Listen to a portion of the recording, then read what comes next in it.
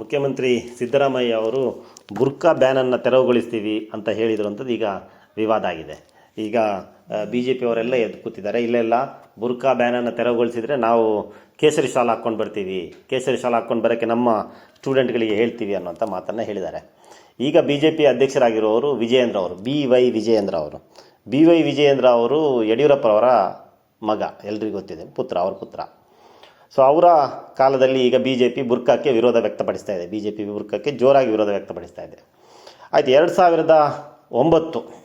2009 August 17ರಂದು ಮೊದಲ ಬುರ್ಕಾ issue ನಡೆಯಿತು. ಕರ್ನಾಟಕದಲ್ಲಿ ಮೊದಲ ಬುರ್ಕಾ ಬ್ಯಾನ್ ನಡೆದಿದ್ದು 2009 ಆಗಸ್ಟ್ 17ರಂದು. ಇದನ್ನು ಬಿ ವೈ ವಿಜಯೇಂದ್ರರ ನೇತೃತ್ವದ ಬಿ ಜೆ ಪಿ, ಈಗಿನ ಬಿ ಜೆ ಪಿ ಪಕ್ಷ ಏನಿದೆ ಅದು ಒಮ್ಮೆ ರೀಕಾಲ್ ಮಾಡಬೇಕಾಗತ್ತೆ.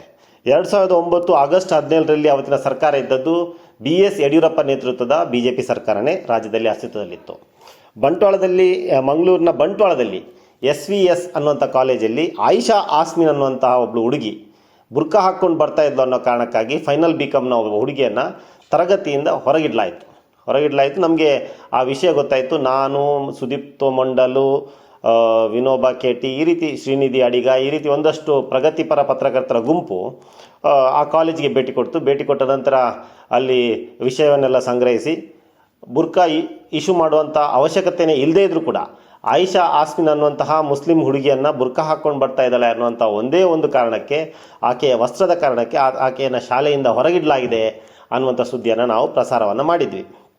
2009 ಆಗಸ್ಟ್ 18ರಂದು ಪ್ರಸಾರ ಆಯಿತು. 17ರಂದು ಈ ಘಟನೆ ಆಯಿತು, 18ರಂದು ನಮ್ಮಲ್ಲಿ ಸುದ್ದಿ ಪ್ರಸಾರ ಆಯಿತು.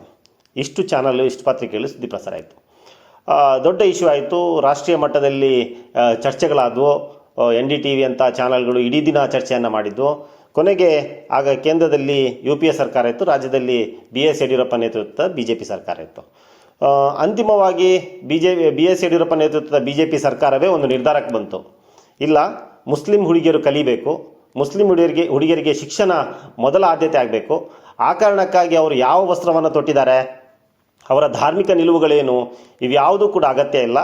ಆ ಕಾರಣದಿಂದಾಗಿ ತಕ್ಷಣವೇ ಆಯಿಷಾ ಆಸ್ಮಿನ್ಗೆ ತರಗತಿ ಒಳಗಡೆ ಹೋಗುವಂಥ ಅವಕಾಶವನ್ನು ಕಾಲೇಜು ಕೊಡಬೇಕು ಅನ್ನುವಂಥ ಆದೇಶವನ್ನು BS ಯಡಿಯೂರಪ್ಪ ನೇತೃತ್ವದ BJP ಸರ್ಕಾರ ಮಾಡುತ್ತೆ.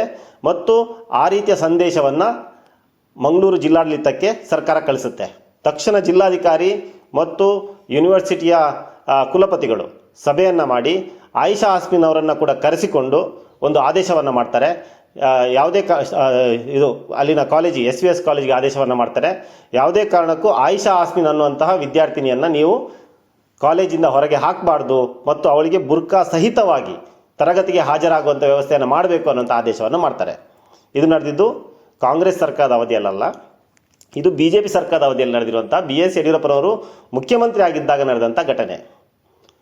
ಈಗ ಯಾಕೆ BJP ಇದನ್ನು ವಿರೋಧವನ್ನು ಮಾಡ್ತಾ ಇದೆ ಅಂತಂದರೆ, 2014ರ ನಂತರ, ಮೋದಿ ಸರ್ಕಾರ ಬಂದ ನಂತರ ಇಡೀ ದೇಶದಲ್ಲಿ BJPಯ ಪಾಲಿಸಿಗಳೇ ಚೇಂಜ್ ಆಗಿದೆ.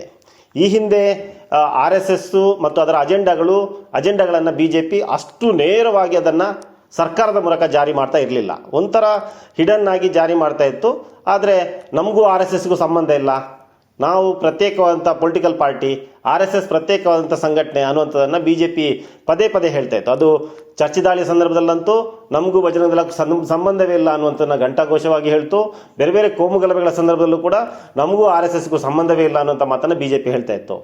ಈಗ ನೇರವಾಗಿ BJP RSSನ ಚಿಂತನೆಗಳನ್ನು, RSSನ ಅಜೆಂಡಾಗಳನ್ನು ಜಾರಿ ಮಾಡಲಿಕ್ಕೆ BJP ಹೊರಟಿರೋದ್ರಿಂದ ನೇರವಾಗಿ RSS ಏನು ಹೇಳುತ್ತೋ ಅದನ್ನು BJP ಹೇಳ್ತಾ ಇದೆ. ಆದರೆ BJPಯ ಹಿಂದಿನ ನಿಲುವುಗಳಿಗೂ ಈಗಿನ ನಿಲುವುಗಳಿಗೆ ಅಜಗಜಾಂತರ ವ್ಯತ್ಯಾಸ ಇದೆ. ಅದನ್ನು ಬಹುಶಃ ವಿಜಯೇಂದ್ರ ಅವರು ಅವರ ತಂದೆಯವರಾದಂತಹ BS ಯಡಿಯೂರಪ್ಪರವರಿಂದ ಕಲಿತುಕೊಳ್ಳುವಂಥದ್ದು, ತಿಳ್ಕೊಳ್ಳುವಂಥದ್ದು ಬಹಳ ಮುಖ್ಯ ಇದೆ ಅಂತ ಅನ್ನಿಸ್ತದೆ.